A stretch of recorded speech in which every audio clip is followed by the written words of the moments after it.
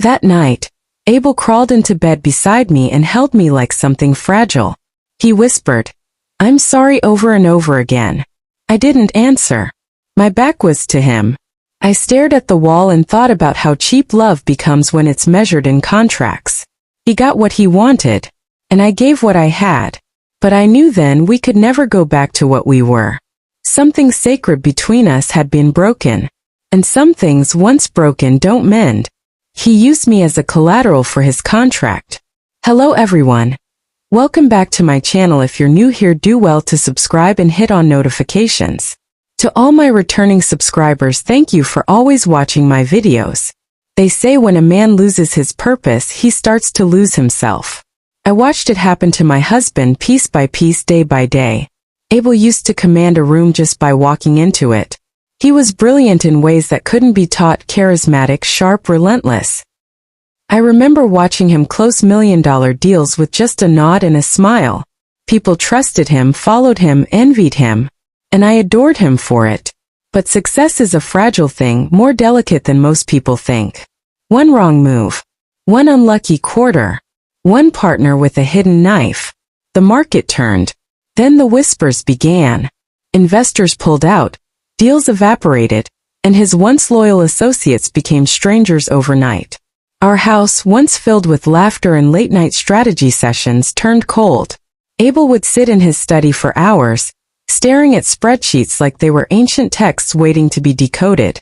I tried to reach him, cooked his favorite meals, left notes on his pillow, kissed his forehead when he was half asleep.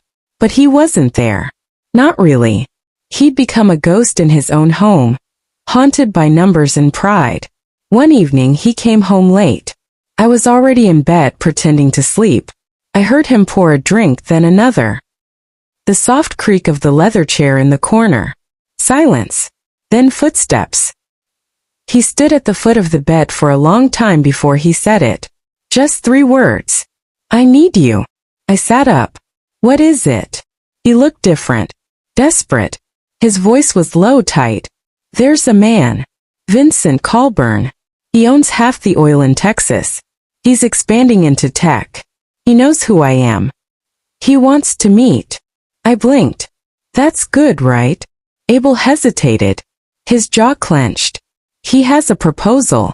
One that could put me back on the map." Instantly. I waited. The room felt like it was shrinking. Then he said it. "He wants to meet you. Alone." Silence. I stared at him, hoping, praying I misunderstood. "What do you mean, meet?" He didn't answer. He just looked away. Everything in me recoiled. Abel, no. "Absolutely not. It's just one night," he said quickly. "He's not asking for a relationship. Just your company. One night and he'll sign the contract. It's done. I'll be back." I felt the room spin. "You can't be serious." He walked over, dropped to his knees in front of me. "Braxton, please. I wouldn't ask if there was another way. I've tried everything.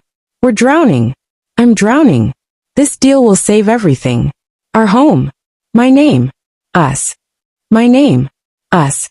He said it like I was just another asset he was trying to salvage. I wanted to scream.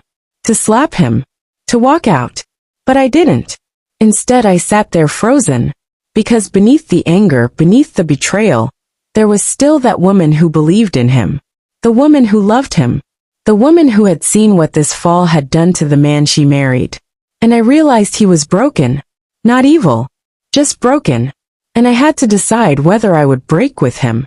Chapter 2. The night we broke. The drive to the penthouse was quiet. I wore black. I don't know why. Maybe because part of me felt like I was going to a funeral. My own. Abel sat beside me in the car, his hands twisting the edge of his cuff, then straightening it, then twisting it again. He kept glancing at me like he wanted to say something. But he didn't. And I didn't ask him to. When the driver pulled up to the towering glass building, I felt a knot tighten in my chest. The doorman smiled too warmly. The elevator opened too quickly. The world was moving around me like I wasn't part of it anymore. At the top floor, the doors slid open into silence and luxury.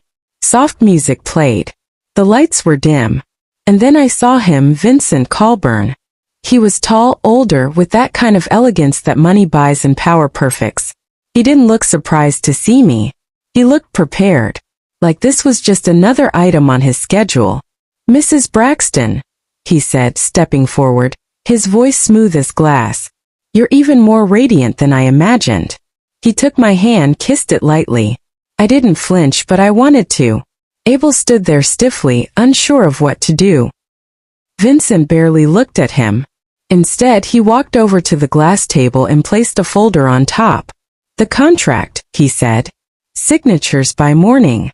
Then he turned to me. "Shall we?" I looked at Abel. His eyes met mine, pleading, ashamed, hollow. I turned and followed Vincent. The bedroom was grand.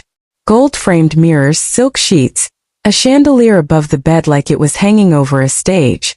I stood by the window for a moment, looking out over the lights of the city. For a second, I imagined what it would be like to disappear.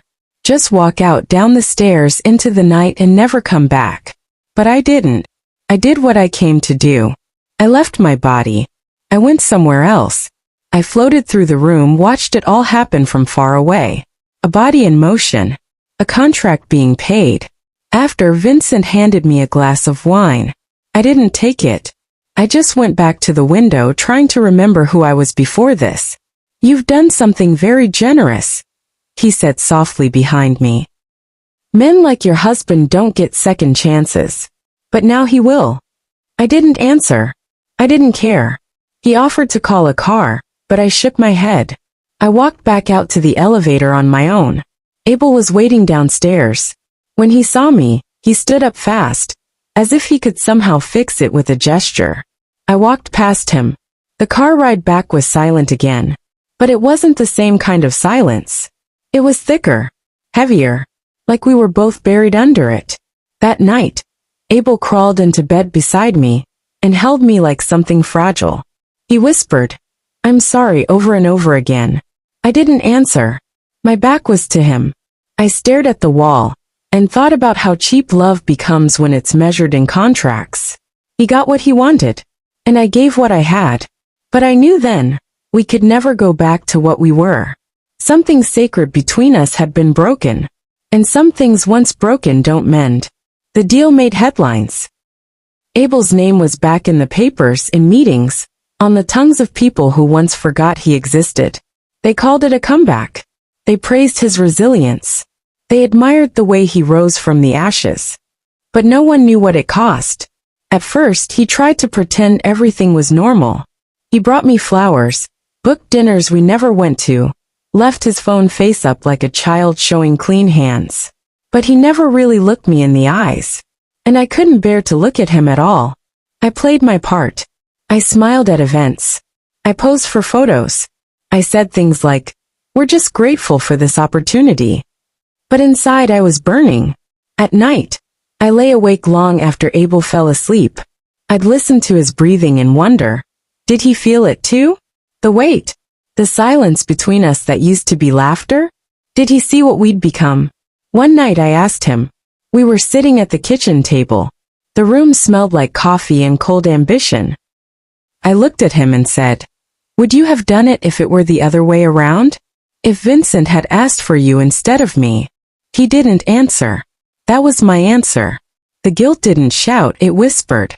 It followed us in the spaces between words, in the kisses we avoided, in the way he touched me like he was trying to erase something neither of us could forget. I started walking in the mornings just to clear my head. I'd pass strangers on the sidewalk and wonder what they'd trade for their dreams. How many of them had done something they couldn't speak of? Sometimes I'd see my reflection in shop windows and not recognize myself. We didn't speak of that night again. Not directly. But it was always there like a crack beneath the surface, threatening to split open every time we got too close. We stayed married. That was the cruelest part. Not because we were in love, but because we were both too afraid to leave. Maybe we felt we owed each other. Or maybe we believed we could make up for it somehow. But no matter how many new clients came, no matter how many handshakes or champagne toasts, nothing ever truly filled the space that one night hollowed out inside us. There's a photo of us framed in the hallway, taken long before the fall. We're laughing, eyes full of hope. Pass it every day. And every day I wonder, who were those people? And what did they lose chasing something they thought they needed? Because what we gained came wrapped in gold, but it was paid for in shame. And guilt, real guilt, isn't loud. It's quiet. It doesn't scream. It lingers. It stays. Forever. Have you ever imagined yourself in this kind of situation? What did you do about it?